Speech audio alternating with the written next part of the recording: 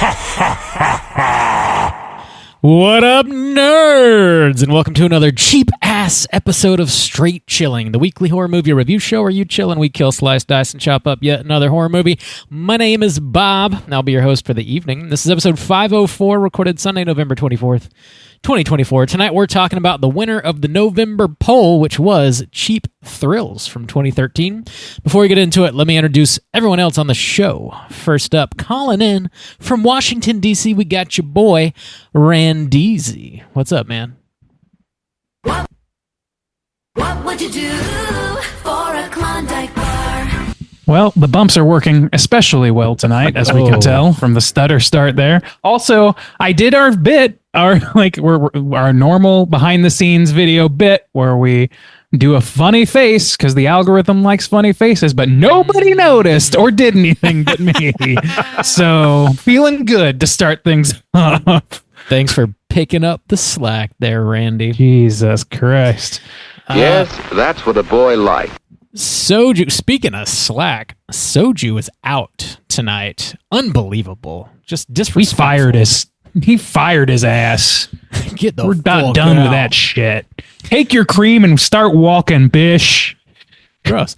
However, we are joined by one of our good friends. Everybody welcome back Warren. What's up, dude? Oh, you know, once in a while, you just have to replace. Thank you. Oh, my God. Once in a while, you have to just bring in some real expertise to a podcast like this. And, you know, and I think when you do that, you'll see a serious uptick in quality. So yeah, happy to be here. We got our ringer Warren here. It's so good. It's so good to bring some humbleness to this podcast. Yeah. You know, I don't like to speak too highly of anything that I do. So let's just, you know, let's just make a podcast here. You know, let's all agree. Fuck me and move on. Clearly. Yeah. Warren, thanks for sitting in with us again, dude. We always have you on for the month of October, where we're desperately trying to cover every single episode of Simpsons Treehouse of Horrors, and you're a bit of authority, you might say, on The Simpsons. You know something bit of a Simpson nut. The cosmic ballet goes on. Bit of a Simpsons nut. Yeah, you know, I try to be. Yeah. Well, for folks that maybe haven't heard your sweet succulent voice before, why don't you let them know what you're doing? Where's your show? Where can they find it? So, you know, I always say this, and I've said it on this show a million times, so I'm going to say it again. You know, if you like The Simpsons, but you are concerned that you don't like it enough, well, I'm going to encourage you to go anywhere that has podcasts and type in Simpsons is greater than, and you're going to hear me and my friend Brandon talk about The Simpsons in some form, you know, a couple times a month. I'm not going to say weekly because that would be a lie at this point in this economy. But yeah, we make episodes when we have time, and we have some good ones out there. Lots of interviews, lots of deep dives, you know. So yeah, go listen to that. And if you think that that's not enough, go check out my collection online by searching for Bart of Darkness on Instagram. Hell yeah. Hell yeah, man. You're podcasting I've from like a Simpsons museum, essentially. Yeah, you know, I just, whenever I feel too good about myself, I like to come in here and just be like, there he is. There's the guy. There's the guy with the real problem. But no. You're really going to take It's yourself only a down problem if you peg or buy two. Funko Pops alone. That's what they say. Amen. And I will never. Yeah. Awesome. Sorry, yeah. Bob. Check out Simpsons is Greater Than everywhere you get your podcasts. We do have a little bit of housekeeping. Let's go ahead and tackle that real quick here. We do have our December poll currently posted over on our Patreon website. If you guys support us at the $5 level or above, you get the chance to vote on a movie we're talking about this December. The theme for December is genius. It's just cold. Yep. Nice and simple. We gave up. we gave We're up all on very themes. tired. The three movies you can vote on are Curtains, Let the Right One In, and Misery. Warren, you want to do the soju bit? Bob. Well, Bob. How them numbers looking? Nailed it. Curtains in last place with 19% of the vote. Let the Right One In second place with 35% of the vote. And Misery taking the cake with 46% of the vote. It's a reasonably commanding lead for the past few polls anyway. Yeah. Yeah, that's impressive. You know? Yeah. Get your votes in. You got like a week left and we'll see what movie we're talking about this December. We're dropping mini casts every other Friday. Next up, we're dropping one on December 6th. And Randy, this is one of yours. You're talking about milk and cereal. I am. Not the delicious breakfast time staple, but instead the YouTube sensation, the YouTube horror, not short. I keep wanting to say short because it is hosted on YouTube entirely, but it is just over an hour, I want to say, if I remember right. And so it is, I think, qualifies as a movie. It's a found footage piece put together by some principally YouTubers / actors that normally do more comedic things. They did a couple of horror shorts last year, true shorts, like 20 minutes or something. Or at least there was one last year, maybe more over the years. But that was the first time I saw them. And then they produced and dropped this almost full-length film if you want to call it that, on YouTube for free to all. And it is it's gotten a lot of buzz, and I buzzed quite a bit about it myself on this mini episode. So check that shit the fuck out. Yeah, it's pretty solid. I enjoyed it quite a bit. Yeah, you're a bit of a found footage nut, Randy, so it makes sense. Makes sense that you'd cover that. It spoke to my interests. I also spend too much time on YouTube, so I mean, hey, I'm there. Made for you. Check that out. Drop in Friday, December 6th. In other Patreon news, we are going to be reopening the You Pick the Flick tier on Sunday, December 15th. Well, of course, here come the demons. This is the only way for you guys to outright pick a movie for us to review. We're going to be opening 5 spots here. It's going to be for the first quarter of next year. They typically go very fast. We do open the tier at an undisclosed time of day, so you just have to check our Patreon website throughout the day. And if it's up there, go ahead and grab yourself a spot. Again, that is Sunday, December 15th. Damn, man, I can't believe this shit's going into the fucking next year already. It feels like we just reopened for 2024. Yeah. It's insane. Time goes on. Goes by.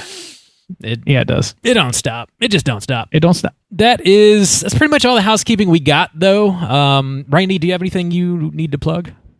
This might be a little preemptive, but I am going to be a guest myself on our cohorts podcast over at A Cut Above. We're recording tomorrow. I believe that episode drops next week, maybe sometime this week. I can't remember how that schedule works on their end, but recording tomorrow on The Platform 2. We recently dropped on Netflix. Yeah, I'm excited to talk about this thing. It's an interesting couple of movies for those who haven't seen them. They're both on Netflix, and I'd say they're worth their time. So check them out. Awesome. Well, yeah, I think our house is clean. Nicely done, guys. Thank you, sir. Yeah, it's just impressive to see people be so efficient about their podcast. I mean, wow. Oh, please. That efficiency is hard bought over months of chaotic pre-recordings. We're going to be getting into the main event here. We're talking about Cheap Thrills, and we're kicking it off with the back of the box. What's on the back of the box?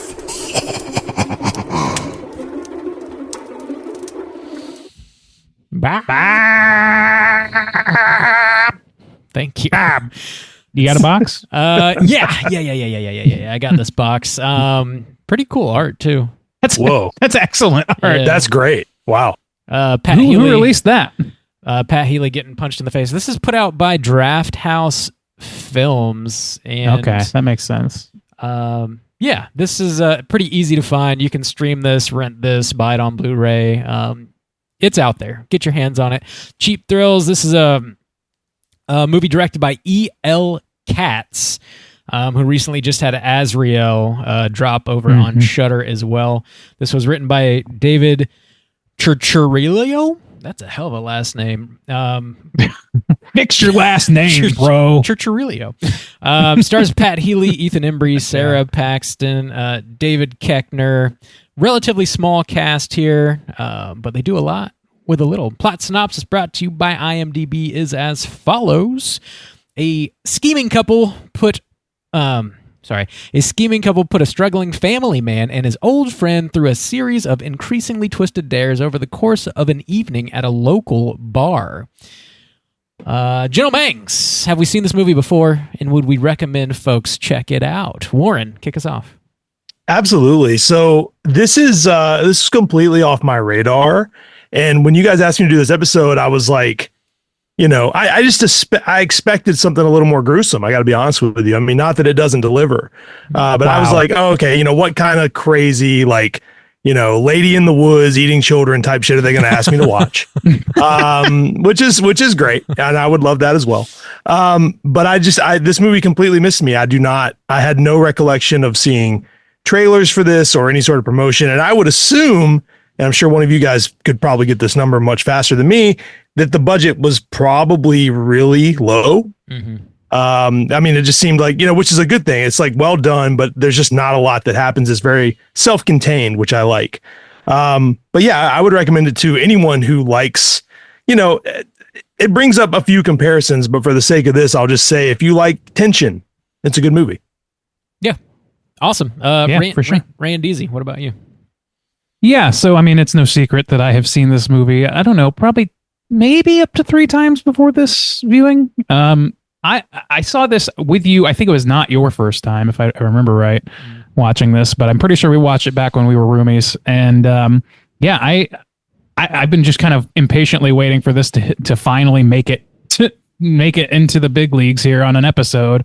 It's always been in the conversation far back as I can remember since it came out, or since you and I watched it at least, and somehow it just always gets usurped. And I think that's because, like Warren said, like it's not. I think this is underground for a lot of people, or I think this is lesser known to a lot of people. It's somehow missed by a lot of folks. And I'm pretty excited to talk about it. I do like it. I do recommend it. I think that it's kind of a thrill ride. It's like it's only semi-serious, you know what I mean? It's comedic in ways. It's also gruesome in some ways, although not like Saw gruesome quite so much. And it's got some moral gray areas, which you know how I love the gray. You know how I love them. Love it. Oh, don't we all? Mm-hmm. Bob, how about you? Yeah, have you seen this before? A bunch of times. I love this movie. I really enjoy it. I like showing it to people too, because it is sort of bombastic and kind of wild, and usually get pretty good reactions out of folks who are watching this for the first time. And yeah, I think this was on at least 3 of our polls, and the only reason it won this time, it tied with another movie that I can't even remember what it was now. So we had to do the randomizer again, wheel spinner thing, and finally won. So we get to talk about it at last. Highly recommend this one, though. It's not an outright horror movie. I guess you would call it more of a thriller. It's a very, very bleak comedy, but I think it's fantastic. The cast is great. Performances are great. It's a good time. Check it out. Sounds like a recommendation across the board here at Straight Chilling. And we're going to be spoiling the shit out of this movie. And here comes your warning.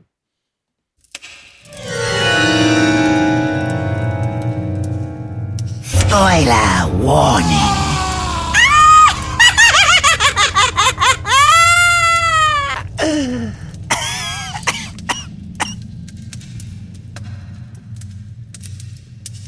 Bob. Justin is here. Look at that. You sound just like him. Just like him. Is that what you guys do when he's not here? You just you bring him in spirit. You just mock him. You can't tell me somebody listening is gonna hear that and think that he's not here. Of course he's here. Yeah. They just heard him. Spot on impression. Down. Randy, you're so talented. It's unbelievable. I know. I can't believe it. Oh, Bob, please don't start. Too late. All right, yeah, I got the plot synopsis here. Let's go ahead and blast through this thing. So auto mechanic Craig. Whoa, they're not going to blast that fast. I know. Loses his job, and he also gets an eviction notice from his apartment complex, which will put him, his wife, and his infant son out on the street. He ends up going to a bar, and he runs into an old friend from high school named Vince. While they're catching up, they meet another couple called Colin and Violet, who are celebrating Violet's birthday. After learning about Craig's financial situation, the seemingly well-off couple begin offering money to Craig in exchange for him completing random escalating tasks as a source of entertainment for Violet. Vince quickly wants in on the action, and the two become increasingly pitted against each other. The tasks escalate in danger and humility, as does the amount of money being offered to complete them. Craig is offered $500 Not enough cash, stranger. to punch a bouncer, and he does, and is in turn knocked the fuck out. When he wakes up, he realizes he's been brought to Colin and Violet's home. Vince suggests they rob the wealthy couple, and Craig goes along with it. While held at knife point, Colin says the safe isn't even locked. Go ahead and open it up. They do, but before they can get away with the cash, Colin disarms Vince as he is an excellent martial artist. Violet also pulls a gun on them. Colin explains the money was set aside for them to have, but only if they complete the game. Colin offers $4,500 to Craig if he has sex with Violet. He does, and Vince becomes very angry and claims it's an unfair bet. Craig, ashamed of cheating on his wife, quits the game and leaves. Vince, desperately wanting to keep playing, says he will do anything. Colin suggests that he cut off his pinky for $25,000. Craig then returns, and since he's only earned roughly 1 month's rent, and he just needs more cash, he offers to cut off his pinky for less money. Vince and Craig continue to lowball each other until Craig wins out at $15,000. Vince cuts Craig's pinky off, and Colin cauterizes it with an iron. The next challenge involves eating a portion of a dead dog. Whoever finishes their portion first wins $50K. The contest results in a draw, and the tiebreaker goes to whoever eats Craig's severed finger.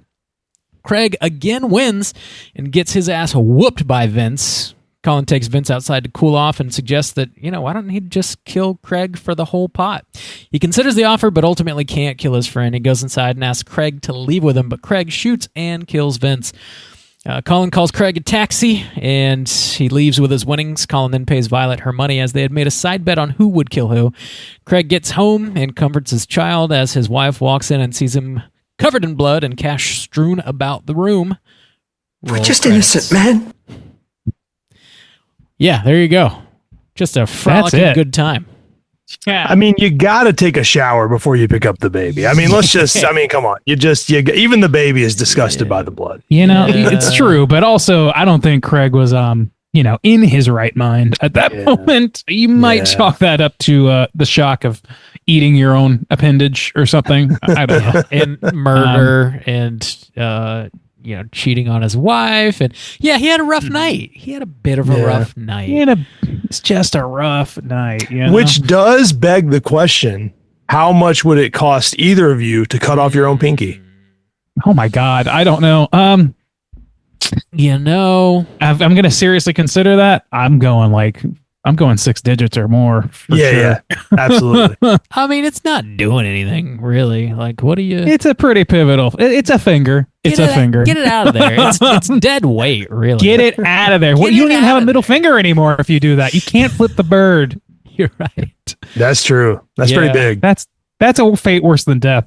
Don't wish that on anyone. I definitely wouldn't do it for $25,000 or $15,000. Like, 15 is crazy. But like, that's the thing, is like, this whole movie is like two desperate dudes. Yeah. Like, especially Pat Healy's character Craig is like, just kind of, he is somebody who thought more highly of himself, who is just devolving and just spinning out as hard as anybody has ever spun out. And so it makes them susceptible to doing literally anything and accepting any offer, so long as they get the feeling of a win, even if that win ultimately isn't nearly worth the expense of what they're doing to themselves or to their family or whatever else. That's also interesting to me because, we can dig into it however you guys want, but I will say, like, at first Vince kind of feels bad for Craig. He's like, oh, here, buddy, you take this 50. Like, it's all good. Like, you need the cash.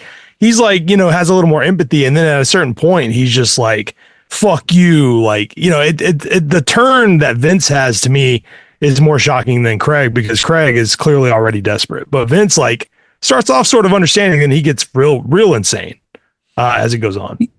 It's true. But also, like, I mean, the thing about I don't know. I like these. Like they start out as friends. It's like, yeah, your buddy. Oh, you see your first buddy for the first time in a long time, and oh, he's in a bad spot.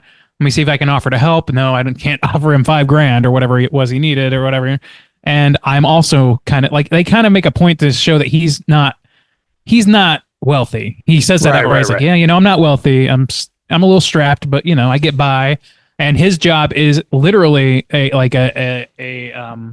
loan collector. Like he's like, I don't know if he's working for the mob or something like that, but he's going out and using his fists to collect debts. So, I mean, I don't know. He's got it in him to do this shit already. And I don't know what his financial situation truly is. He's not complaining. He's just sort of stating to some extent that he's not in the best spot, but he's fine. So like if somebody comes around and offers you $15,000 or whatever, and you're like a hardcore dude that goes out punching folks for a living, then maybe that seems like you're being undercut by your wimpy artist friend who couldn't hack it and is just too desperate enough to try and test you on it. I don't know. Hardcore dude. Can we talk about how insane $4,500 is for rent for like that small apartment? I mean, I guess they're in California or whatever, but like that's insane. Los Angeles. That's what happens, baby. It's like, bro, I can help you out. Move to Kentucky. Like, here's some advice for you. Load up the car and move to fucking Arkansas or something. Like if you're just a mechanic, there's not really much keeping you in LA. It is LA, right? It's not, I assume so. It appears to be based on the view, it's definitely California. Yeah. Anyway. It seems like LA based on the hills and whatnot, Yeah. I don't know. Like, yeah, it's an insane amount of rent, but I will say that like around here, rent's pretty damn high. Like it's not that much, but it's pretty high. And if you are trying to get a certain kind of job, if your aspirations are with a certain thing and you have like you have a lot of sunk cost into trying to achieve that goal by way of like keeping your newborn child and wife in not squalor, but not in a very good situation financially. Right. And then you get shit canned. Like, I don't know. I think that's the obvious move. And I think that's what most people would do the day after they get the news that they're fired. The problem is that Pat is coerced into drinking and getting shit-faced both by his depression and then by his buddy and then by these mystery figures. So he's I've already used the boiled frog at one point earlier today. I don't remember if it was recorded or not, but he is a boiled frog. He's getting one incremental step closer to making dumbass fucking decisions throughout the course of the whole movie. Yeah. I really and it's probably true. Like, it's like if you have, a slight gambling problem and you go to a casino at first, you're like, okay, I lost $20. I'm going to stop. And then, if your buddies are like, oh, come on, man, it's fine. Like, it's all good. Let's just have a good time. Before you know it, they're like, oh, how much are you down? You're like, I'm down $1,000, but I'm going to win it back. And then it just, so they both just sort of spiral based on, I think once they start seeing real money, they just, everything changes for them. But that is interesting how at first it's like, oh, this is fun. $100 there. And then by the end, they just want, they see the goalpost. They're trying to get there. Right. And it starts out harmless. That's the thing. It's like Keckner and Sarah Paxton's characters are like expert fucking manipulators. They actually like gambling is a really good comparison. It is kind of gambling. It's the same sort of like impulsive thing that they load you full of drinks.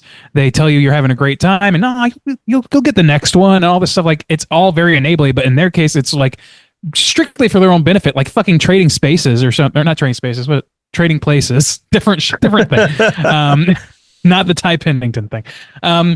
No, but like they made a side bet. We find out at the end between themselves about whether who would kill who. Like they had planned to have these people coerced into murdering each other if they could. That was always the plan.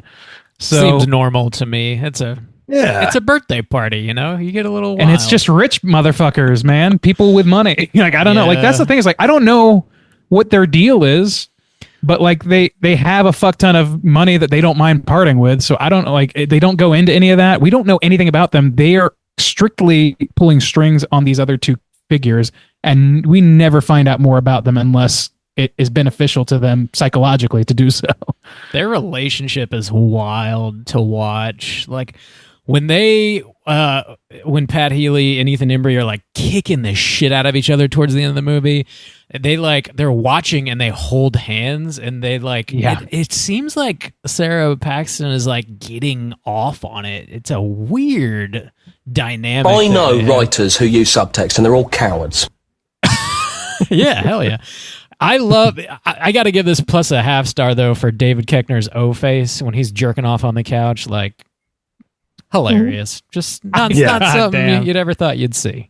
That is not what I expected a half star to be. Like, man, I really like the way that guy tugged off. That was really nice. That was really that guy gave me bumps it up. That guy gave me a warm feeling. Hell yeah, like the cut of his jib. Yeah, and not to mention he also gives them like unknown painkillers. So it's you can forget that Craig is not only drunk, but he's like he's nowhere near his like normal state of mind because that like is so glossed over. You know. Yeah, that's true. I completely forgot about that, but you're right. They just take they're assisting a man spiraling to his lowest point and convincing him that it's his highest point. It's like complete fucking psycho bullshit, fucking sociopath bullshit. And it's done as a duo, which is very interesting if you want to like dig into that too. I don't know. Their relationship is a huge, both a question mark and like the most obvious thing in the world at the same time. It's just two sickos with disposable income and free time and a willingness to watch people destroy their lives for their entertainment. It's, I don't know. It's gladiator shit. Like, well, and they also, they play into each person at different times. Like something I'm just now really kind of thinking about is at first they like sort of help Vince make Craig feel like a pussy. And then towards the end, they help Craig make Vince feel like a pussy. So they're like, they like once they realize Vince is threatened, they like seem very pro Greg and vice versa. So I mean, it's just like, they're just destined to I knew about halfway through, I was like, they're going to kill each other. It's just for the sport of it. Or also it's like, I think that Paxton won, right? Won the bet at the end. Yeah. So Violet is her character's name. So Violet is, she was the one that when he ran out, she was all upset. Like, I think they were also like, it's again about like their little ego bet between themselves. They're just using people as human fucking pawns, like a video game. And I don't know, it makes for pretty compelling villainy, especially when you're watching these two dudes who start out really like on each other's sides in like a big way, like through like old blood or whatever, old history or whatever.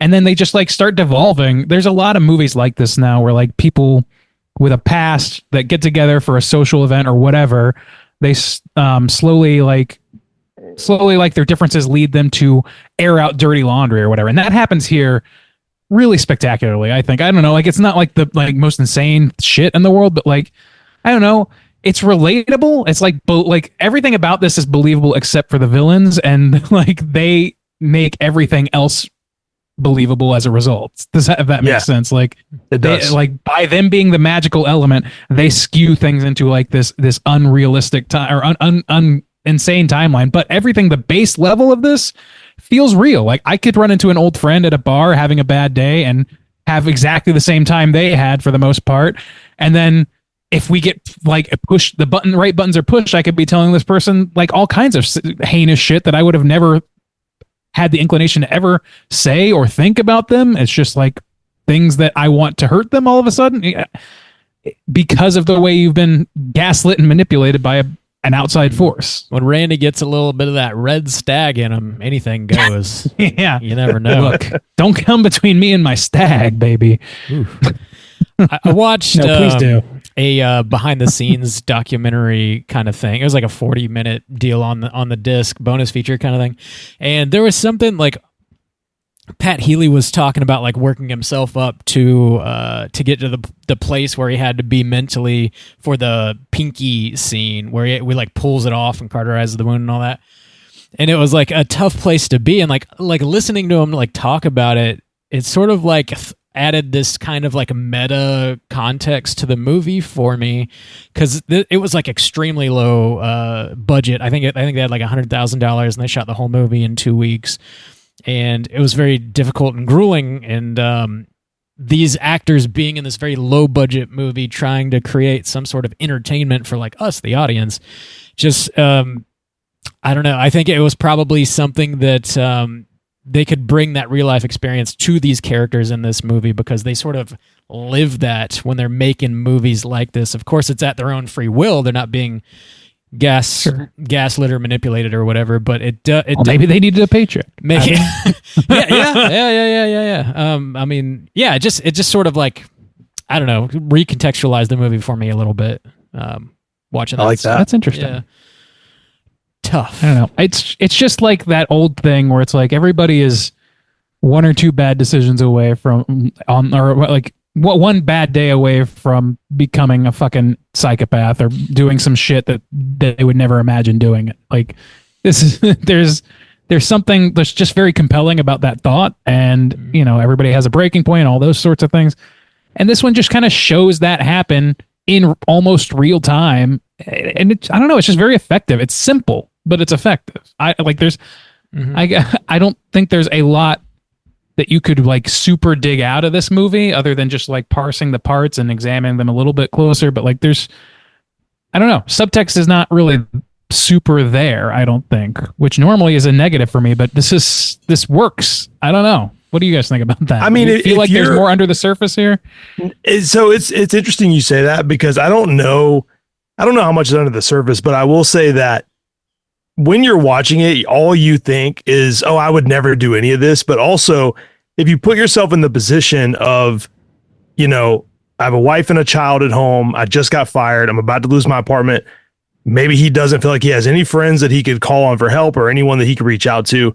And so his only thing, and also it does kind of make you realize like, oh, maybe there's a lot to him that we don't know about. It does like drop you into this very particular part of their life, which I like. But in that scenario, if you're like, I need money really bad, they're offering me like $5,000 almost to have sex with a hot girl. Maybe I have to do it. It's like 20 grand to cut off my pinky. I can reattach it. Like you start playing a justification game.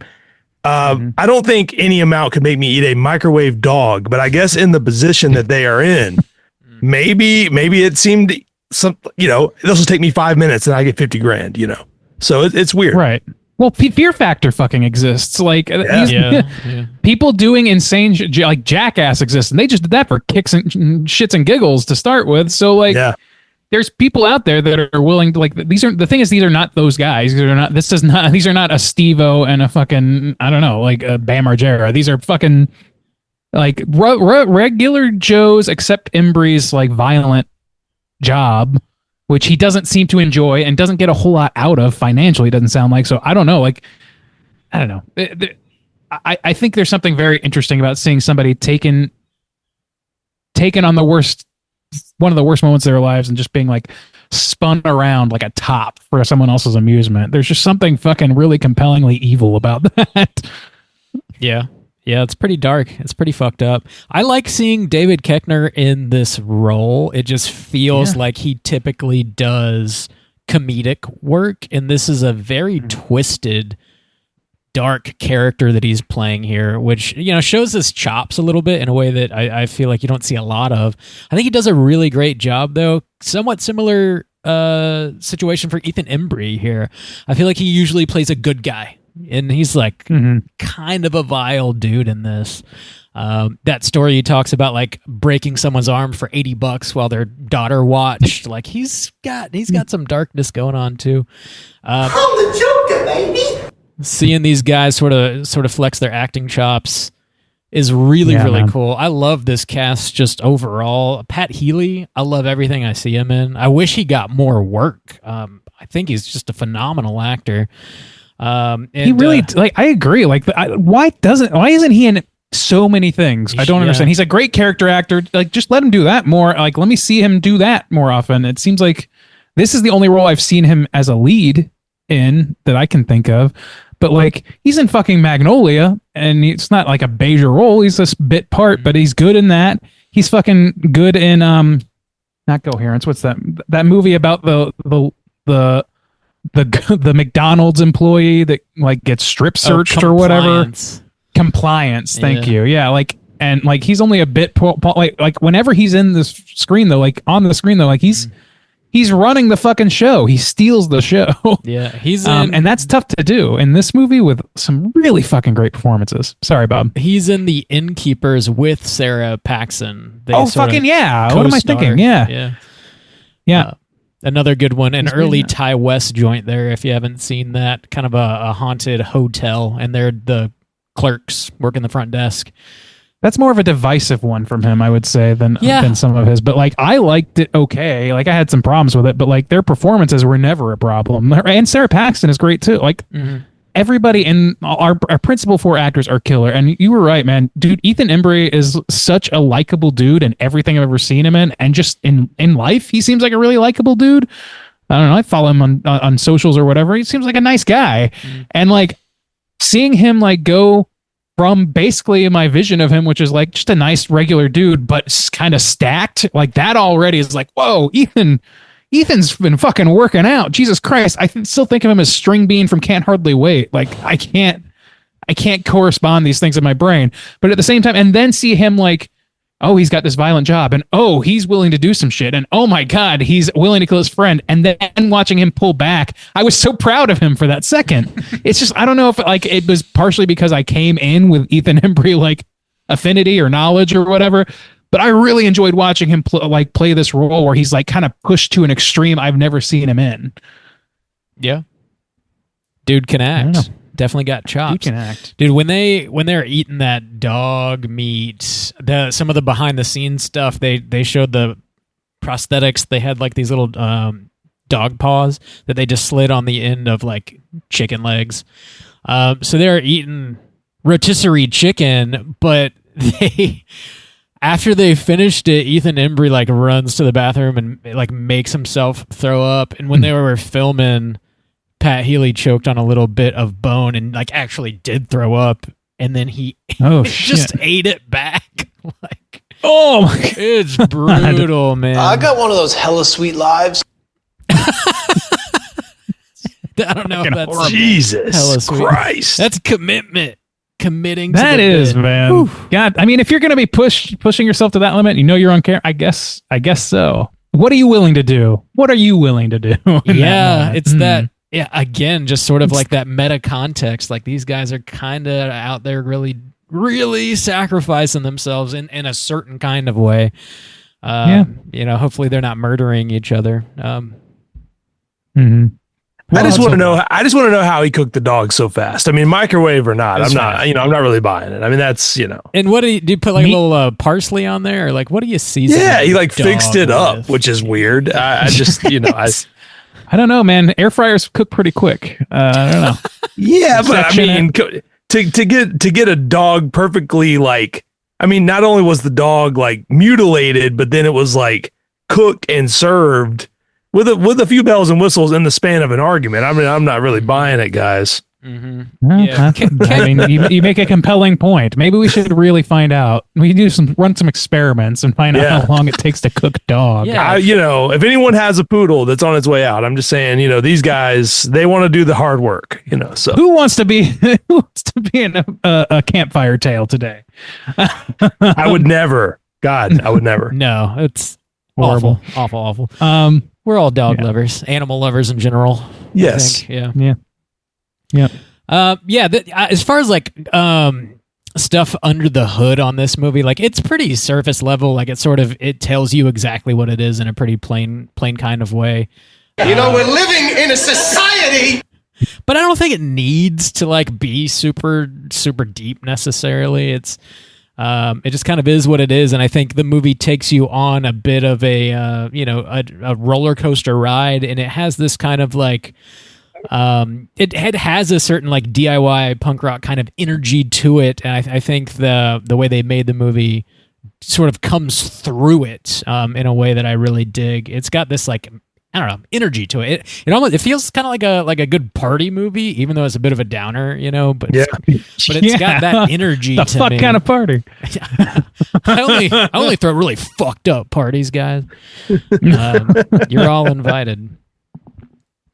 Yeah, no, I mean, like this is like just an actor's movie. Like it lives and dies by the performances, and the performances are great. Like I don't know, like I agree. Like the simplicity of it like in a movie like this, if the movie had actors who were not up to it, even one that was not up to their role, it would have suffered a lot, and the simplicity would have bothered me more. You know what I mean? Like I love subtext. We talk about that pretty much every week. Like I'm always looking for like what's trying to be said, if there's a moral prerogative at play here or anything like that. And there's some like stuff going on, but it's all like, for the most part, spoken out loud at one point or another, or else very, very blatant to the point of being like, well, yeah, like there's no like ambiguity in this whatsoever, which is normally a negative, except the performances are strong enough to keep me fucking riveted. I'm just always in the seat and ready for the next part.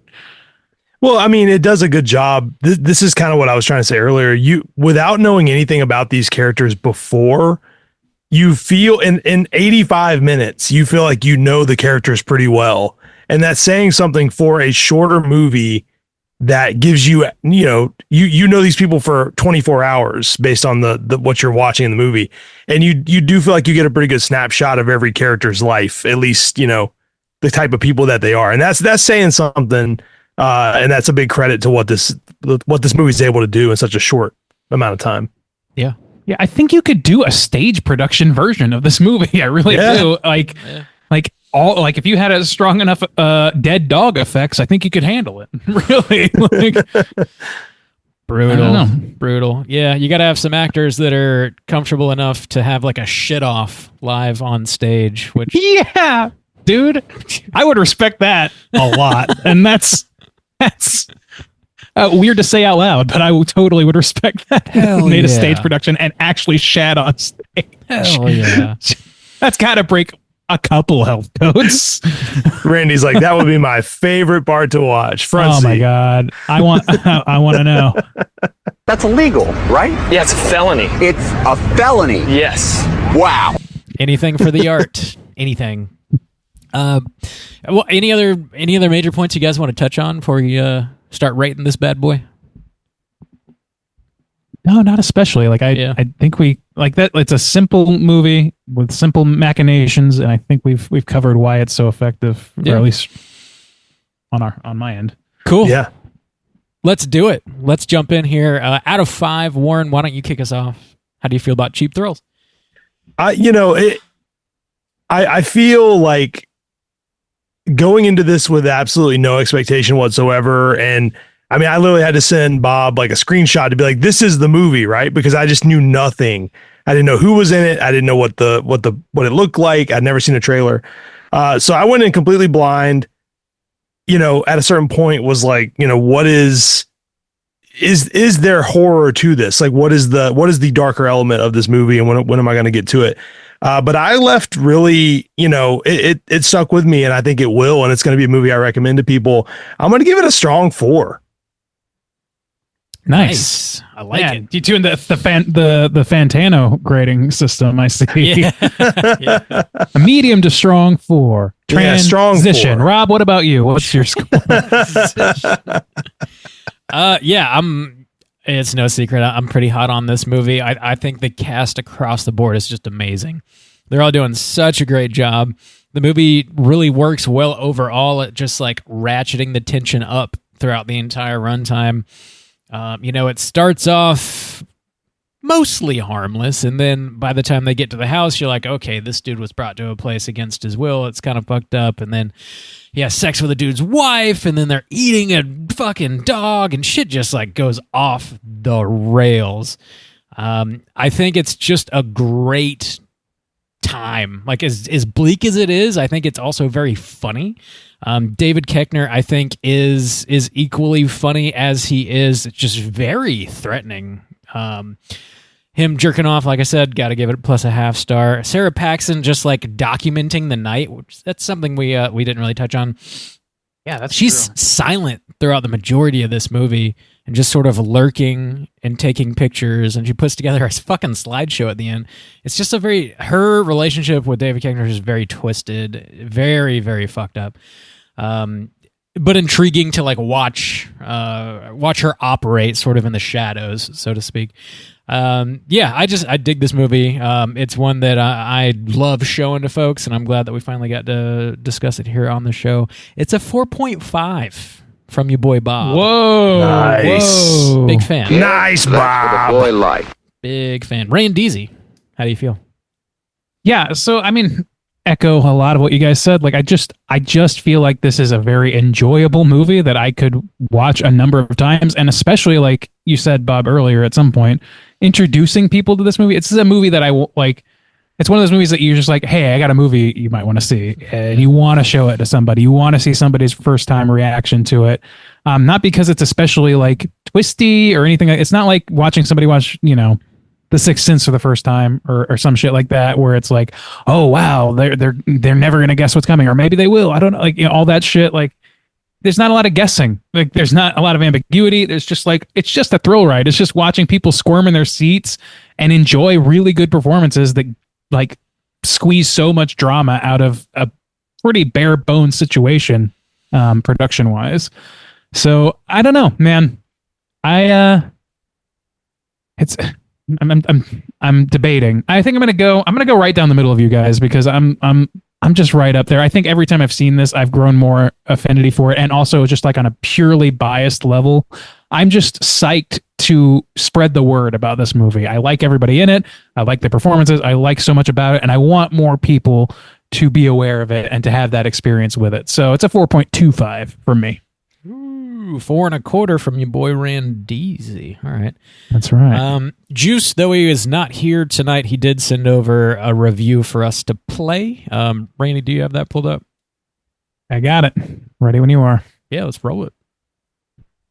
What up, everyone? It's your boy Soju. Sorry I couldn't be on for technically the second week in a row, but also technically 3 months apart, since we recorded these at all crazy times the past 2 weeks. But I do apologize. But this time I did want to call in and give my short review for Cheap Thrills. This was a film that I had not seen before. I actually didn't really know much about it. I think maybe I'd seen the poster or something, but I was pleasantly surprised by this film.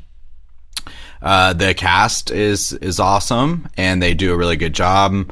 It's easy to kind of get into. The blend of the comedy and then ultimately the dark nature of it, I think, mix pretty well. This does have a kind of natural built-in negative for me in just the type of movie that it is. There are certain movies that just make me feel uncomfortable, and it's designed to do that. It's doing a good job. But just these films like Cable Guy and stuff, where kind of your life is suddenly turned upside down and there's nothing that you can really do about it, or you just find yourself stuck in this situation where your life just completely changes in one instance, and it's from like somebody else's doing, and you can't like really get out of it. Those type of films like really get under my skin in a good way, but also in a way that makes me never really want to watch this movie again, even if I do think it's good. I think that I think that about the time where the guy has sex with the other guy's wife, I kind of predicted where the end was going to go, though. So while I do think that they kind of like pulled it off, it was a good development in the way that it flows. But I did kind of see it coming, which took a little of the punch out, and then ultimately does leave it really, really, really dark.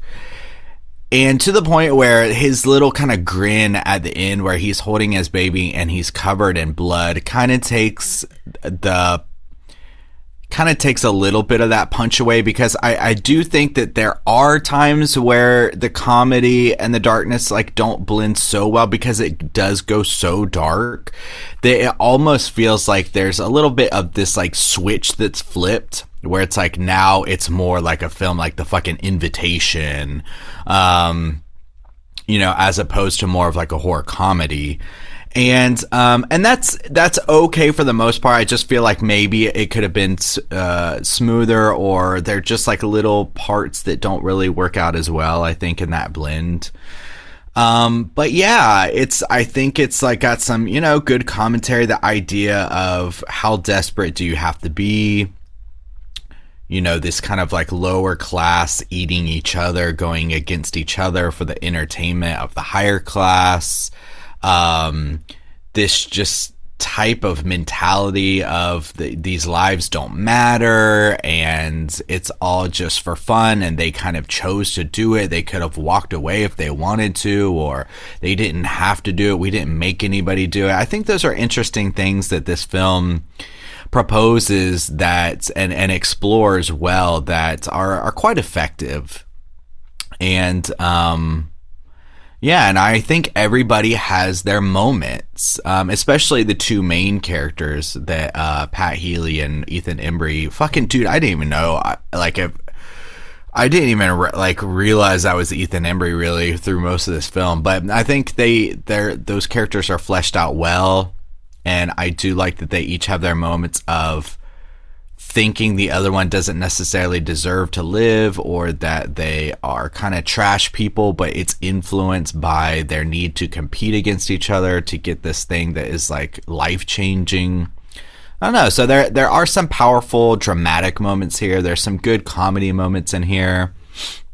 And then the ending with the horror of it all, and cutting your own finger off and getting drugged up, and all the things that they have to do against each other is interesting, and I think progresses pretty well. I don't know what else to really kind of say about this. I hope you guys have a good discussion about it. I think it'll be an interesting one to talk about, so I'm interested to hear other points on that. But I think as it is now, I liked it pretty good. It's a little capped. I don't particularly want to watch it again. That's my own personal kind of thing. But I do think it was effective, but maybe a little uneven at times. So I think I will give it a 3.5. Right on. Right. Pretty good points raised there, actually. Yeah. I was saying, like we've been saying, it's a very simple. There's not a lot under the hood, but actually that's not really true. It's just not things that we haven't seen before. You know what I mean? I guess because I just watched The Platform, like those movies, for those who are for our Cut Above review that I'm going to be guesting on, those movies are very on the surface with what they're talking about. Like it's like you can dig into it a little bit, but man, it's like ankle deep in what it's trying to say. It does not want to conceal anything, and I don't think this movie is really that exactly. It's really more like it's just stuff that we have witnessed in one way or another before. Like we're all familiar with how like reality show brain works, where people turn on each other or whatever, like the competition of it all. And we're also familiar with how gambling and those sort of things work, and how desperation is easy to manipulate. And we've seen Trading Places before. So we've seen the rich, do this thing where they, and Gladiator and all these other movies. Like these are just time honored themes. I don't think it's breaking any new ground, as I guess what it is really. Yeah. You guys agree with that? Or like, yeah, I see what you mean. Jester in a king's court kind of thing. Like it. Yeah. Right. It's the theme has always kind of existed, and just portrayed here in a slightly different way. I don't even know if it's that different. It's really just like effectively told, I think. That's the thing, is like, I don't know that it's not doing anything particularly new or groundbreaking or hyper unique. It's just done solidly. And sometimes that's enough. Rock solid. Yeah. With Justin's 3.5, that's going to put our aggregate at a 4.1. Not bad at all. Right. Let's go ahead and jump into our Rotten Tomatoes segment and see what the critics and users have to say. Certified.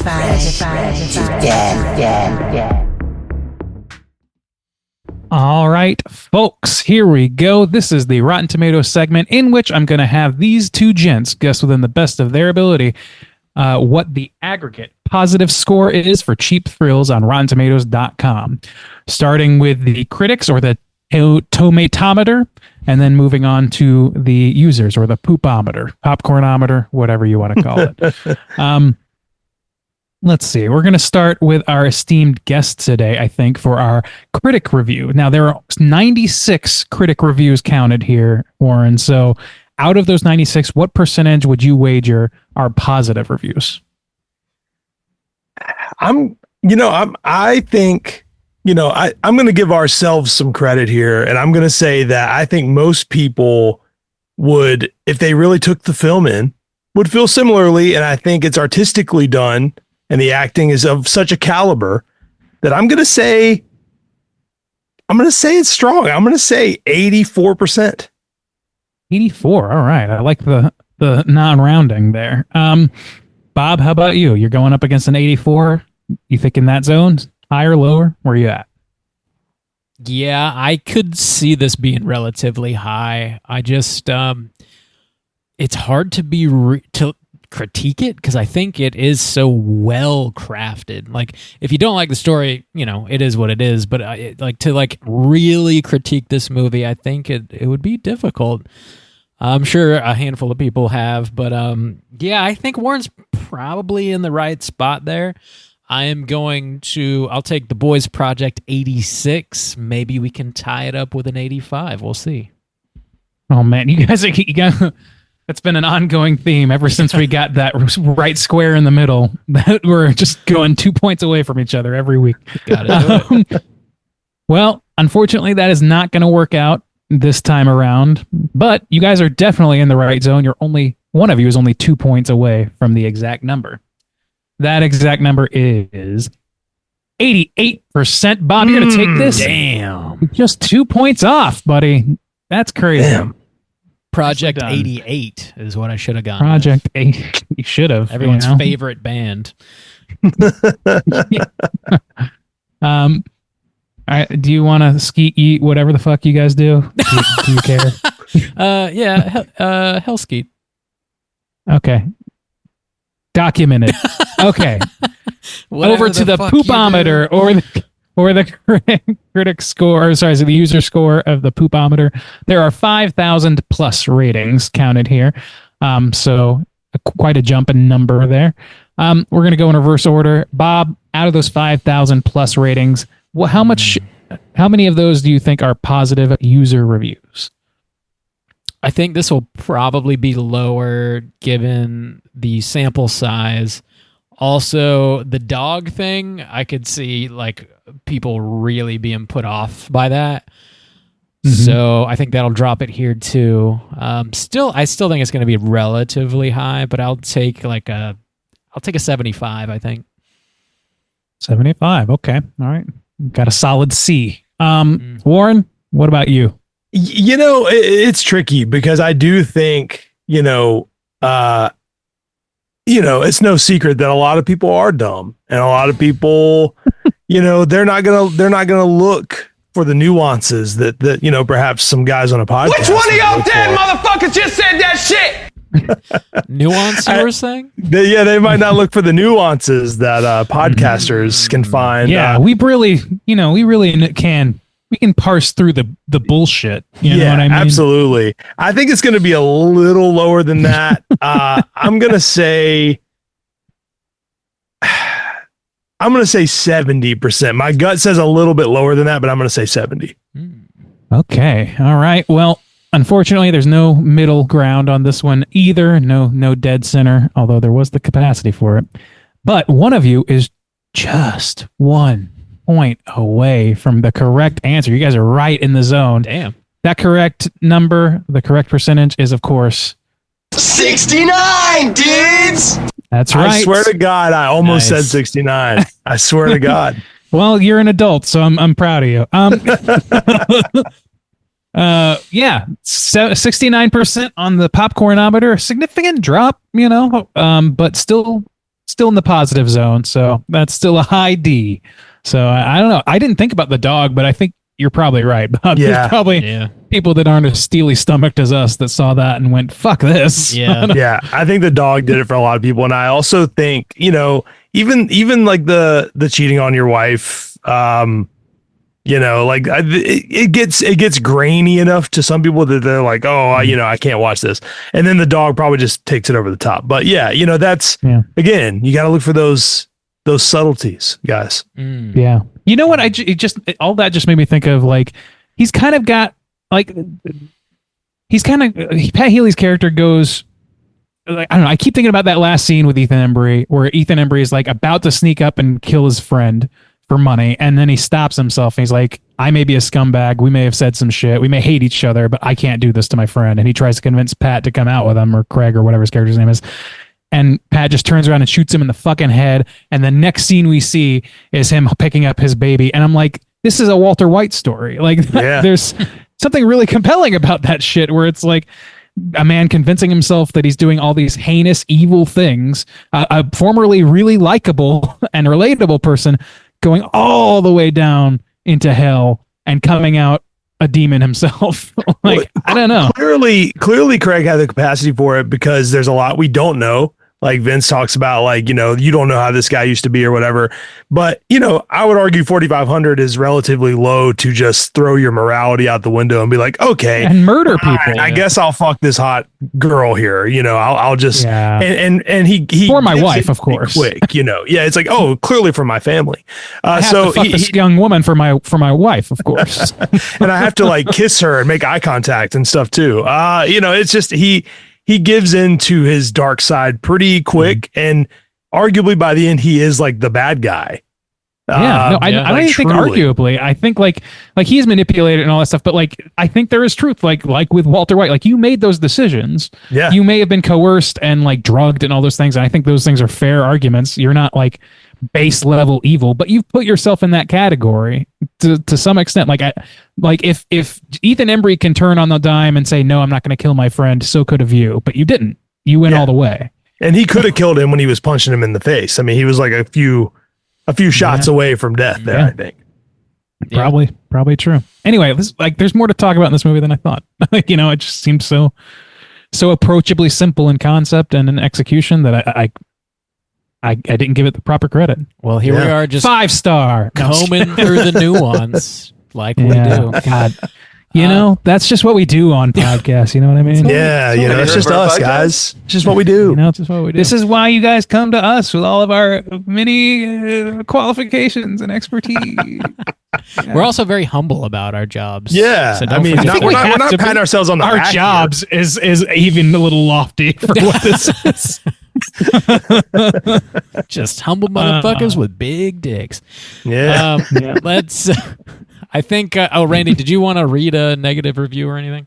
Yeah, I'll read one. I forgot to do it, but let's just do it quickly. I would love to hear some. Okay, here's a negative review just for the fun of it. A cheap, quick thrill ride that may be entertaining and even vicious, but without any kind of a real payoff. I don't know. I don't agree. It doesn't twist. It doesn't form a twist or anything, but I think that's a pretty clear character arc. For our main character. Payoff, I think. I thought so. Yeah, it was a $50 bet. They spent $250,000 to win $50.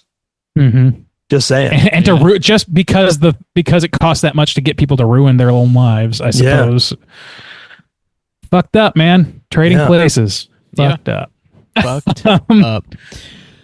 I got a couple more points of trivia. Okay, let's do it. Let's hit it. It's totally time for trivia. So, I tried to work some of this stuff in throughout the conversation. There's just 2 more points I wanted to hit on, though. Apparently, Pat Healy did a Reddit AMA after this movie was released, and he mentioned that he and Ethan Embry apparently didn't get along throughout the production, but I guess later they ended up making amends. That's too bad. Yeah, that is kind of a bummer to hear because both those guys seem cool as fuck. But who knows? Maybe they're getting in their characters' headspace a little too much or something and carrying it over. But he went into no detail about that. He just said they didn't get along. I would love. See, I'm so fucking nosy. I'm like, oh yeah, what did he do? Was he like? Ethan ate my goddamn peanut butter every day. I don't know what it could be. I would love to know. He wore that fucking beanie. He had his shirt unbuttoned, and I don't know why they designed the character that way. Okay. I was just so sexually attracted to the man. I couldn't turn off my hatred. His chest tattoo was so distracting and sexy. Wait, what? No, I don't know. That's interesting. I don't know. It's one of those things where, like, even decent people can dislike each other for reasons they can't really get their head around. So it is what it is. But yeah, maybe he listened to Shinedown in his trailer or something. I mean, we all have our. I mean, that would drive me nuts. If you listen to Shinedown, you're gonna come out violent. That's a fact. The only other point I wanted to mention here, there's another bonus feature on this disc that was all about them premiering this at Fantastic Fest in 2013. And before they showed the movie, they dared a handful of audience members to do, crazy shit that like the movie, they had, amongst the things they had the audience do, they had some dude come up and get the words "cheap thrills" tattooed on his ass cheek. That's fucking awesome. They had I love that. They had for how much? They weren't paying them. They were just daring folks to do shit. That's actually the last guy did get paid, but I'll get to that. So yeah, the ass tattoo, they dared a guy to drink a weenie martini, which was a martini that was crafted with Vienna sausage juice. Like they opened a can and like poured the juice out. I want to die. It sounds that's the worst thing I've ever heard in my life. Was it mixed with Malort? Jesus Christ! It had a red stag floater, Randy, so it was delicious. Okay. Oh my God! I've never craved death more. They had a girl eat an ice cream that was covered with bugs, which was pretty gross looking. And the last thing they did, they had a guy come up and dip his bare ass ball sack into a tub of sriracha, and then they had like some milk or something for him to like cool his balls off. And then after that, he got. Are you waiting to receive my limp penis? After that, he got down on his knees, and David Koechner ran up with a fistful of singles and made it rain on him. That's great. So, I don't know, man. I don't know how I feel about any part of that. I don't think. Yeah, maybe not a fair trade. I don't know. I mean, they got immortalized in the IMDb trivia section, so some things are worth it. I don't think that was actually on IMDb. I just happened to watch the bonus feature, and yeah, you see just hairy balls going right in the sriracha. I don't know if you guys have ever touched a hot pepper or a hot sauce and then accidentally touched your nutsack, but I have, and it, just so you know, it doesn't feel good. So I'm sure that was a rough night for that guy. I thought it would feel great. Oh yeah, no, it does feel spicy. Hot balls. Yeah, not what you want. All right. No. Well, good for them. Maybe good for them, I guess. Happy that their decisions were theirs. I don't know what to say. Yeah. That's pretty much all the trivia I got, though. Let's jump over into our Cooter of the Week. Straight chillin'! Cooter of the Week!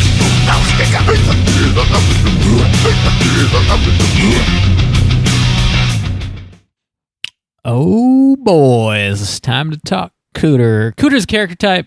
There's like 5 points. You got to hit at least 3. There's like Cooter. 5. And it's like if you smell weird, if you have a weirid dick. If your name is Justin, that's one of them too. Yeah, that's one. So he's hitting 3 at this point. He's got a weird dick. Yeah, the 5 points. What are the 5 points? They're sexual deviancy, manipulation, smug arrogance, your attire, and general patheticness. There you go. Those are the 5.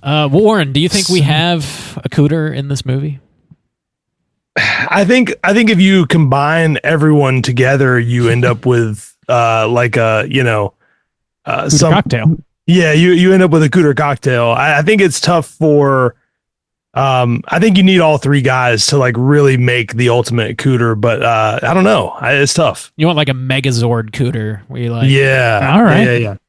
All right, I think that's fair, but I kind of feel like Koechner's got to be at least Koechner. Focused in on for a second. Manipulation, big time. He and Paxton, but like definitely him, and like she is so like kind of like fly on the wall, but intentionally so, which you could argue is pathetic or whatever. But like I feel like we don't I feel like it's not as overtly obvious that the points that she's hitting.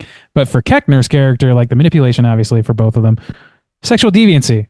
I mean, jerking off while somebody is fucking your wife for money that doesn't want to, like everything up to the don't want to part is kind of like, it's adults being adults, not my thing. Go for it, whatever. Yeah. But they're coercing a man into sabotaging his life and marriage, and that's what's making it thrilling. Not the fucking fact that not that it's just like a cuck situation, but it's being cucked by somebody who is unwilling, truthfully. Yeah, it's not great. It's not a great situation, except for David Koechner's O-Face. That is great. That's a great situation. That's just really, really nice. Manipulation, sexual deviance, smug arrogance. Yeah, he's a little smug. Oh, I think he's totally smug, but he's like, his manipulation game is so on point that he conceals it. Like, I don't know. Like, I think everything he does for the most part, it seems like really well calculated. And I think that comes with being arrogant enough to think that you can pull off anything. Yeah. Like, yeah. His attire, he's just wearing like a button up. He's fine. I think his attire is fine. If he's in a ska band, it's fine. But that pork pie. Yeah. The pork pie is, unless you've got a fucking trombone in your back room, you need to He is one of the few guys, though, I will say, like, he's a bald guy, fellow bald brethren. He's kind of rocking it for what he's got. I mean, it could look worse. I mean, it could look worse. I would look like a divorced stepdad if I had that thing on, but he's looking all right. I think he's pulling it off. Yeah. Yeah. He is pulling it off, I guess, but it's not a typical hat choice. I don't know. I don't know. I guess that's Randy.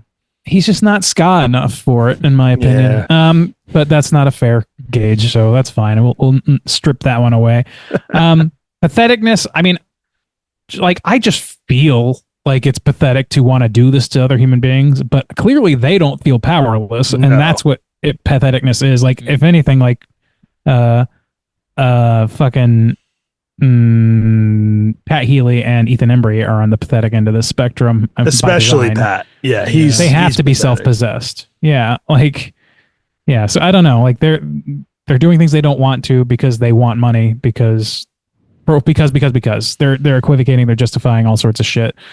That's pathetic. It's also pathetic, just in my opinion, to run a game like that and to get off on it so much. But it's a little harder to say that the power dynamic isn't appropriate for the word pathetic. And right. Yeah. Well, that's 3 out of 5. So he still hits enough points to be a Cooter. I think he is a Cooter. I think that, Warren, you have a good point though. Like the quad, even the 4 of them together, I think form a pretty good, this is a Cooter centric movie. I honestly think that out of everybody, maybe Embry, the guy who is the most despicable on backstory alone, is maybe the least Cootery.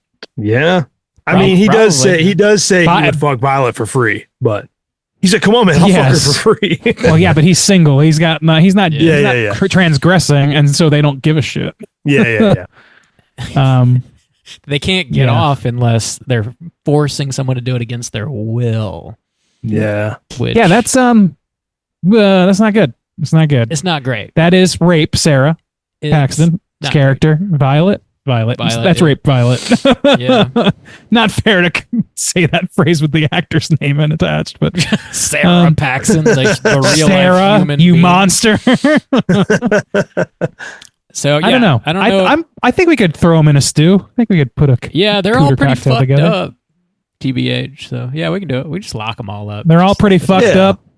That's science, baby. Let's call it science and lock them the fuck up.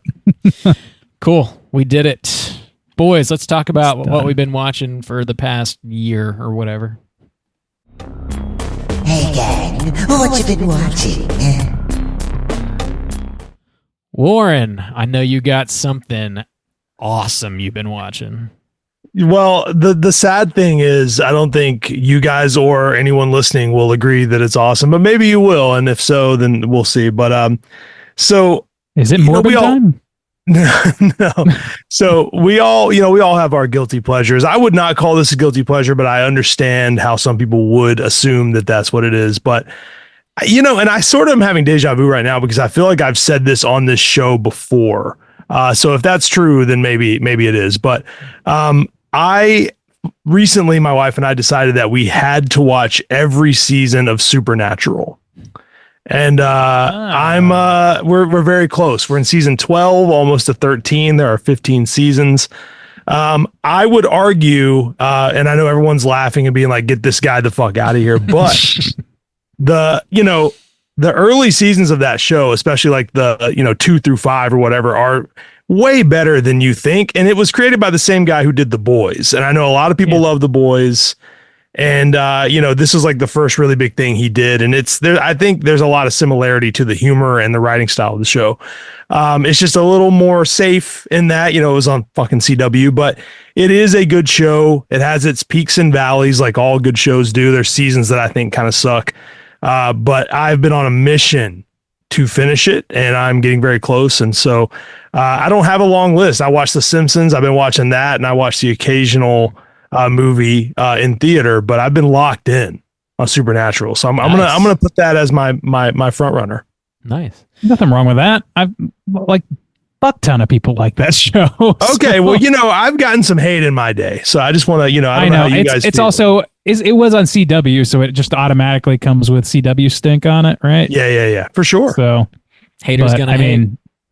I mean, so was Buffy, and nobody gives any shit about that. And Buffy's great. And I always tell people, if you like stuff like that, you would love It's like, it's far more self-aware than I think a lot of people assume. They're like, they just think it has this corny nature. But all corniness is like very intentional with that show. It's like very aware of itself, and that's good. So if you're, just watch it, guys. Okay. I don't know. Watch it, okay? I can't. Somebody's suffering from some sunk cost fallacy, maybe. But no, I just don't have. Like, I can't even watch all the fucking movies this year that I wanted to watch. I'm still I haven't seen the fucking Holdovers yet. I'm way behind. Still got a lot to watch. I'm way behind on a lot of movies. The last thing I saw was fucking Coraline in theaters, and before that it was A Substance, and I've still missed a bunch of stuff in between and since. So nice. Hey, Warren, you mentioned The Simpsons. How was this year's Treehouse of Horror? Did you like it? Oh, it's really good. I don't want to spoil it because I feel like people should watch it, but this season is so very, very surprising. We did just recently learn that Pamela Hayden is going to retire as the voice of Milhouse. So she is that's the first time that's happened where someone has left the show just to actually leave the show and not is sick or pass away. So that's going to be interesting. I don't really know. I'm sure they'll recast him, which kind of is a bummer, but so it's like, that's kind of big news right now, but Treehouse was good. I'd say very good this season in general. Very good. So it's been surprising. It's been really nice. Dope. I've seen some of the general headlines around Simpsons this year, and they are surprising for what I've seen. Yeah, the season premiere. That is one of my favorite episodes in a long time. It's like really, really fucking good, man. Nice. I'm interested to check that one out in particular. Absolutely, you should. Well, we'll review that in another 5-6 years, Randy. So. Oh yeah, we'll get there. All right, we got some time. All right, Randy, what you been watching? So many goddamn things. We're backlogged because we did a lot of pre-records and because every episode up until now has been just so loaded with conversation that we haven't had a lot of time. So I'm just going to quick fire a few and then talk about a couple in a little bit more detail here. Uzumaki, the long-awaited animated series came out. That first episode, I'm sure everybody knows this already at this point. That first episode was fucking incredible. It was amazing.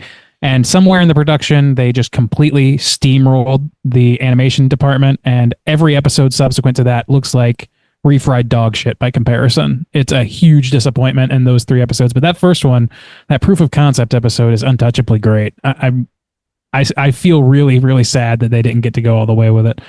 I watched it before Halloween.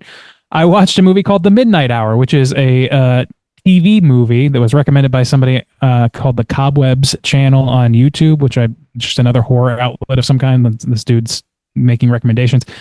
pretty good Halloween themed movie. Not a great time of year to talk about this anymore, but I enjoyed it. Legends of Zelda Echoes of Wisdom, still great. Haven't finished it yet. Been taking my time with it. Are You Afraid of the Dark? Rewatched a lot of those before Halloween ended. It's a great show. It's very, very chintzy, and I love it. Rewatched Oddity, still great. Saw Daddy's Head. Man, that's a fucking movie. Jesus Christ. I don't know, man. I'm gonna have to come back to that at some point. Sweet Bobby, A Catfish Nightmare, which is a documentary about a woman being catfished. Very, very sad. Upsetting. Caddo Lake, you mentioned this, Bob, so I watched it, and yeah, pretty good brain turner, that one. I like that quite a lot. Good shit. Yeah, it's some good performances in that for sure. That the young girl that's one of the leads, she was fucking great in that, I thought. Also, listen to some audiobooks. I'm literate, but only through audio.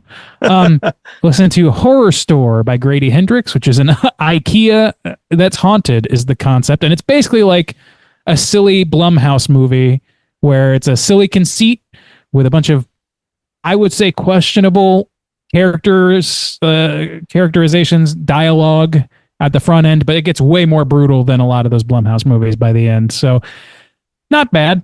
Short. Tender is the Flesh by Augustina Basterica.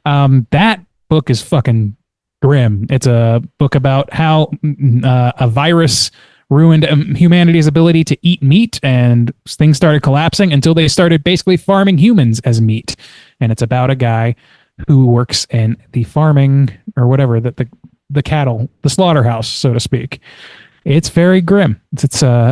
And the audiobook is great, though, because it's a Spanish book and the author is speaking in English, but in a fucking amazing Spanish accent. It was great. Dude's voice sounds cool. Rewatch No Country for Old Men. Still a great movie. Rewatch I Saw the TV Glow. Still a great movie. Not a great movie to watch during turbulence in the air above the Atlantic. Rewatch Late Night with the Devil. Still a great movie.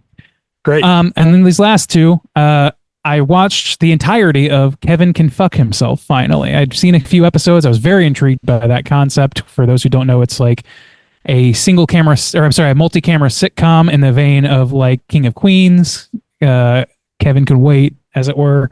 But it breaks out into a single camera drama when following the lead actress, whose name is escaping me, but she's from Schitt's Creek, the daughter from Schitt's Creek. Oh yeah. I've seen some stuff about that, but I haven't watched it yet. Yeah. So it's like she like goes cut whenever the titular Kevin is not in the room. His wife, played by that actress, Annie something. Anyway, yeah, it turns into a single camera drama, basically showing like how much of a nightmare this woman's life is being married to a sitcom character, and it's dissecting the sitcom. It's pretty fucking great. It's only 2 seasons, and there are some other things I could talk about and dig into, and I really want to, but I'm going to abstain. But it's worth watching. It's like, I want to say like 16 total episodes, something like that. It's a very, very fun show, in my opinion. And then last but not least at all, I just watched a movie called It's What's Inside on the recommendation of some friends. That's a new Netflix film that is like, somebody compared it, and I internalized this and said it on the Slack without realizing that I was mimicking somebody, but somebody called it coherence mixed with bodies. So it's like a mind-turning fucking sci-fi, like thready nightmare that's kind of hard to parse, but like fun to like a puzzle box sort of thing. But it's also like darkly comedic, and it's got the snappiest fucking editing that I've seen in a movie in a while. I said on the Slack, it's like, this is it's not wrong to compare this to Edgar Wright's work. Like, it's pretty great. And I recommend that a lot. I do believe our friends over at Jesus Christ, I'm blanking here. Plug It Up. Caitlin at Plug It Up is going to be doing a review of that coming up, so keep an ear out for that. And that's my list. We did it all. Proud of you. Sorry to eat all that time. No, that's cool. I watched a bunch of stuff on the plane as well. Killers of the Flower Moon was on there. Finally got to watch that. I fell asleep for the last hour or so. It's like 3.5 hours long, and I don't feel the need to go back and watch that last hour. It's fine. I get it. It's way the fuck too long. Way too long. I also watched Bad Boys 4 for Life, whatever it's called, the new one. Super silly. It was fine. Hey, real quick, I have not seen it, but I'm on Pat Healy's IMDb, and Killers of the Flower Moon is on his known for section. Is he in that? Agent Really? John Berger? Maybe I was asleep when he Maybe showed you up. need to watch it after all. Damn it. Now I gotta watch another 4-hour movie. I'll do it for Pat. Do it for Pat, Betty. Bad Boys movie. It's fine. I also watched Fall Guy, which was like that summer blockbustery movie that came out this year. It was like pretty entertaining about a dude that does stunts in movies, and he's like That Gosling? Yeah, Ryan Gosling. Yeah, and he's trying to rekindle a relationship with a director of a film, and it's a bit of a romance comedy, tons of action, really cool stunts. I got a kick out of it. I laughed a lot more than I thought I would, actually. Pretty solid. I also revisited Super 8 on the airplane. Hadn't seen that one in years. And that's just some ambling fun. A good time. Wow. Action packed for you, Bob. That's really nice. Damn. I do want to throw in one more because I just remembered it. I had to Google it because I was forgetting the name and I felt like an idiot. That's why I was looking at my phone. But you made me think of it when you said plane, because I know this was on a plane the last time I was on one. Is that movie Perfect Days? Have you guys seen anything about that? It's it's a very you talk about a simple concept. It's a janitor in Japan who is like just has a very simple life that he likes, and he has a very strong routine that makes him happy. And the movie is really about just like the little things that are beautiful about life. It's like very moving. And I watched that like right after getting back from Japan. So it like really hit me a little extra, but it was really, really great. And you guys would never have an excuse or a reason to ever speak of it on this podcast, but you should both watch it. I've heard exclusively great things about it. Mikey, a friend of mine, picked it up on Criterion. They put it out. It's like his favorite movie of the year. Yeah, it's really, really good. Just came out. It's crazy that it's on Criterion already. Yeah. I've been meaning to watch that one. I hadn't got around to it yet, but thanks for the reminder. It's the opposite of the stuff you've been watching. No action. Zero action whatsoever. Sometimes that's welcome. Yeah. It's nice. Very beautifully shot. Sick. Right on. That's I think that does it for what we've been watching. We do have one voicemail to get to. Let's jump over into our Hotline Screams. Hotline Scream.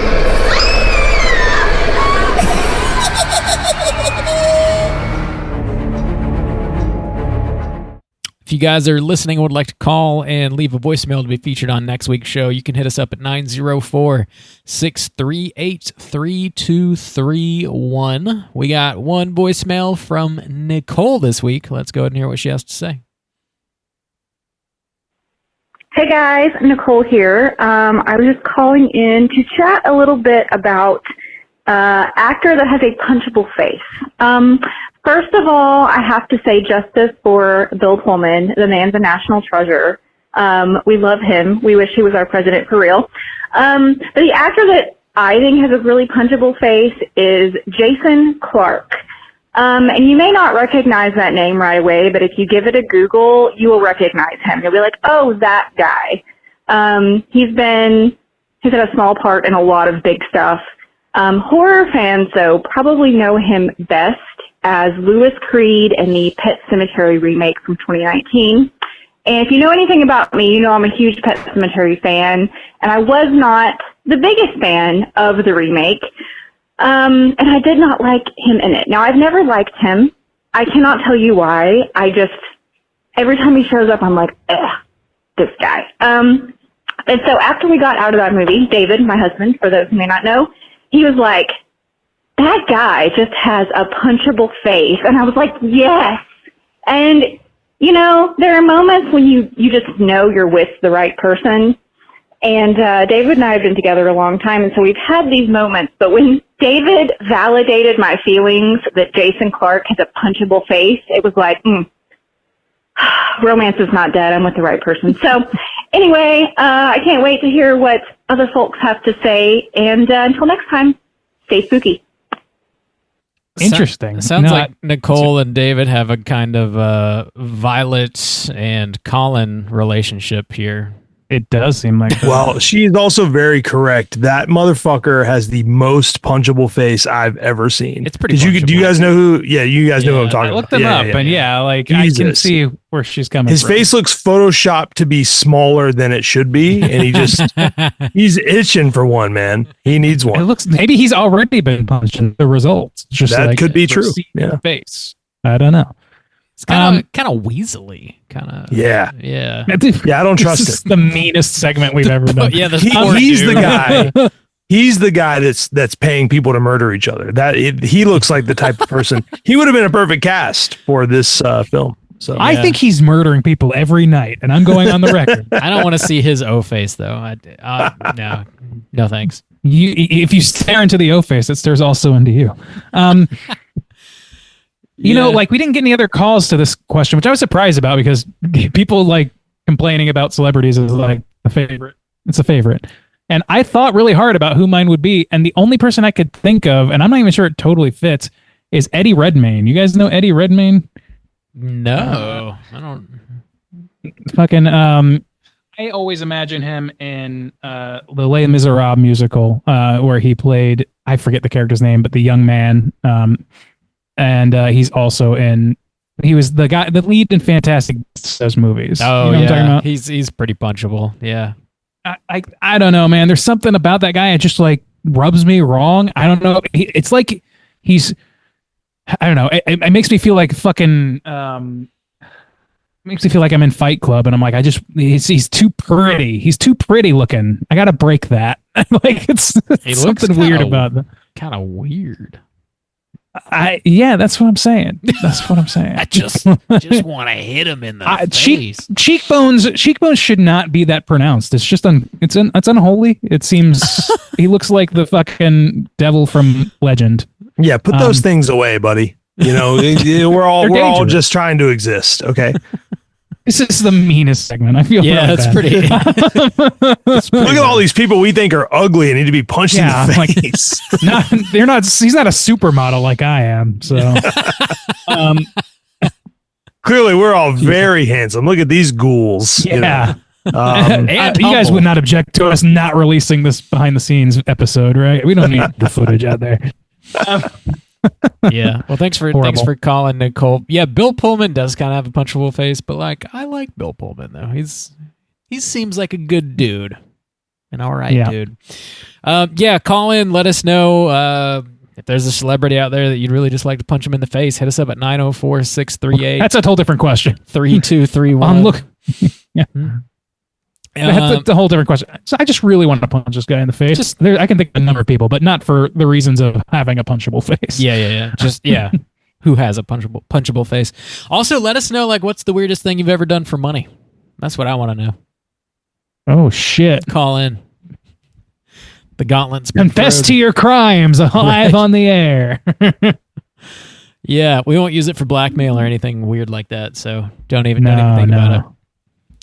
Hit us up. We're gonna be back. Don't touch that dial. You need to hear this. We're gonna be back next week with a brand new show. We're gonna be talking about another Patreon pick. This was chosen by the librarian, and the movie is the classic sequel, Saw 2.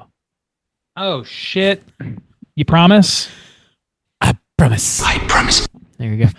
Saw Deuce from 2005. Slam it into your eyeballs. Get ready for next week's show. Warren, thanks again for sitting in with us, dude. Always a pleasure having you on. Oh, man. I had such a good time as always. And, you know, it's nice to show people that I like more than The Simpsons once in a while, you know? Yeah. You know, sometimes you really got to take up the mantle and virtue signal a little bit. I got other things. And you guys have given me a platform to do that. So thank you so much. Oh, yeah. Anytime, buddy. Yeah. Always a good time chatting with you about Simpsons or literally anything. Be sure to check out Simpsons is Greater Than everywhere you get your podcasts. Show Warren some love. Check out Saw 2. You can find us on all the socials. Just search Straight Chilling Podcast. Will pop right up. If you want to join in on the Slack channel, the daily Slack channel fun, just hit us up on social media somewhere and let us know, and I'll send you a link so you can join. And until next week, as always, all you mother truckers, please keep chilling. You know, we're living in a society